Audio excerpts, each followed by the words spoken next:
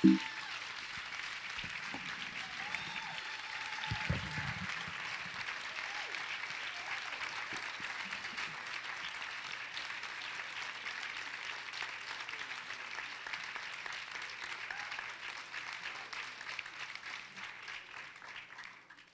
evening and welcome. Thank you so much, everyone, for coming. It's an amazing house that we have here this evening.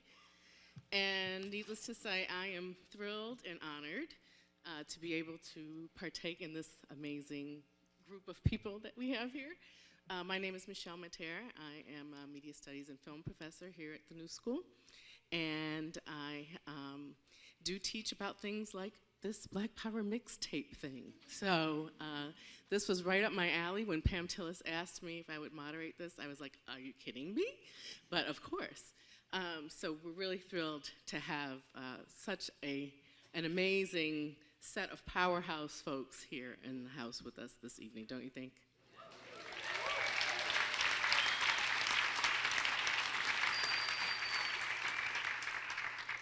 So in addition to thanking our panelists, I'd also like to thank you as our audience, because what it means is that you recognize and support this ongoing work and the commitment of these cultural warriors that we have here in our midst, and that we are continuing in the struggle for human rights, economic and education equality, and freedom of speech. The struggle continues. So tonight I'd like to frame the conversation that we're going to have around this sort of issue of education, and we have a lot of young people here in the audience, and how do we relate the issues that are represented in Black Power Mixtape, both the film and the book. And if you haven't seen the film, you have to see it. It's on Netflix, it's available, and then you must buy the book, of course.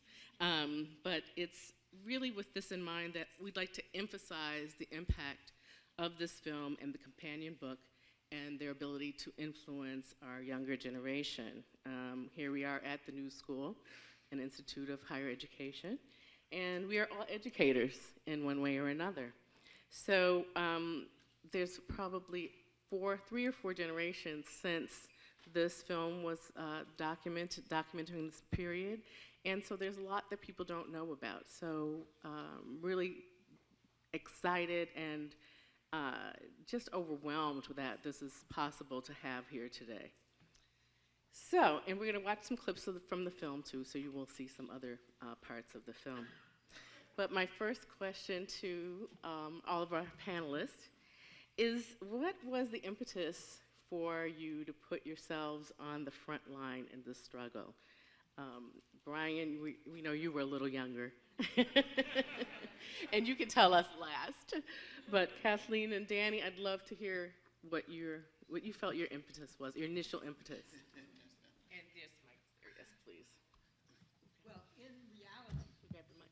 Sorry. in reality, the impetus, in my case, I had joined SNCC. I mean, I've been wanting to join SNCC for a long time, but by the time I got to do it, which was here in New York, and I went to their office, it was 2 weeks after Stokley had made the call for Black Power. So I joined an organization that was in the process of getting committed to Black Power. I was, and I met people who were involved with the Black Panther Party. I was in the Black Power movement, and ended up moving out to California in November of 1967, which was approximately about 4 or 5 weeks after Huey Newton was in an altercation and ended up wounded, in prison, charged with murder, policeman dead, and he was facing the gas chamber.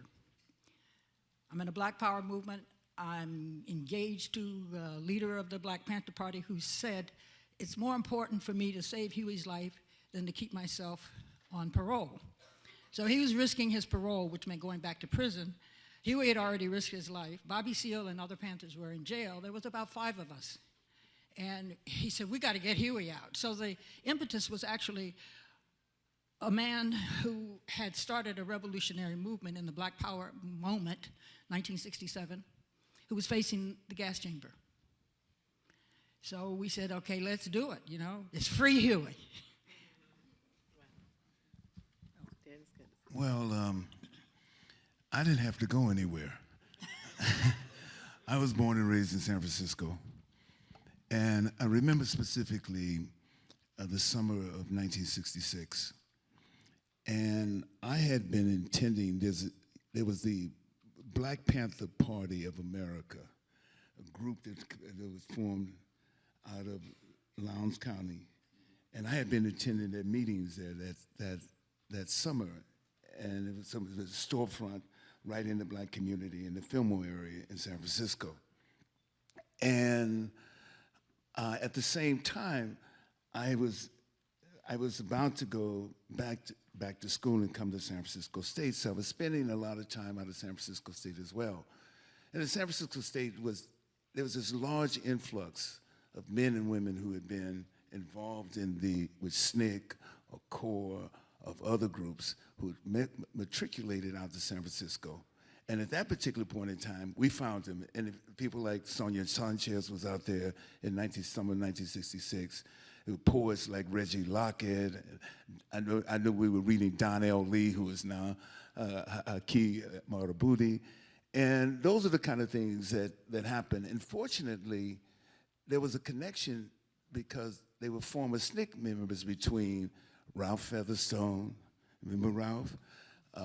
Stokley, and H. Rap Brown. And the BSU, the Black Student Union, had gained control of the Associated Student budget by the spring of 1967, and we brought Amiri Baraka out there to start a communication project. At the same time, once the party took its action, the Black Panther Party took its action in Sacramento, and once after Bobby Hudson's death and Huey's arrest and everything that happened after that, all of a sudden the whole area was on fire. I mean, everything was drawn to that right there. So consequently, as a member of the Black Student Union, we began to develop a relationship with the Black Panther Party that lasted, and it was this, and I'll say this, with no uncertain term, had not it been that radicalization and that relationship with the Black Panther Party, we might not have gone on strike in 1968. We might not have gone strike to form the ethnic studies program, the Black Studies program and the ethnic studies program. And it was the party, through its own community mobilization, that were our biggest supporters during that strike. It brought in other people like Cecil Williams and everything, but the party, the two of us, in fact, we even had political education classes together at that time in 1968, during the strike of 1968.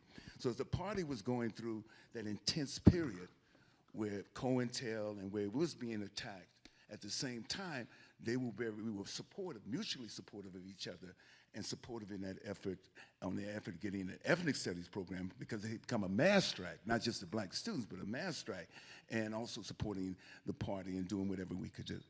I'd like to contribute. Actually, you had quite a few students who were Panthers. Yes, in the that's BSU. right. In the BSU, quite a few students were Panthers in the BSU. That's the other thing. And so at one point in time, in the BSU, we weren't radical enough, and some of the part of the BSU joined the Black Panther Party. Amazing. Wow.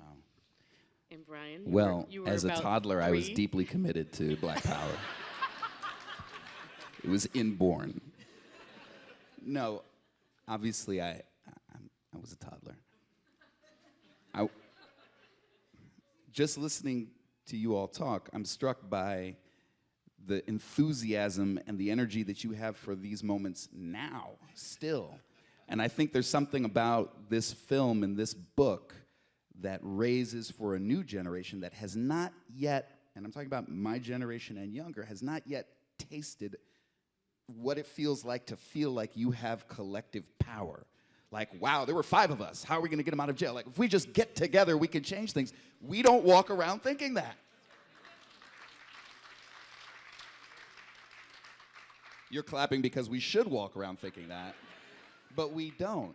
And that's why I'm so excited just to be sitting up here, but I'm excited to do anything I can for myself and for others to teach about this movement, to go back to the questions that were raised in this era, the question of power.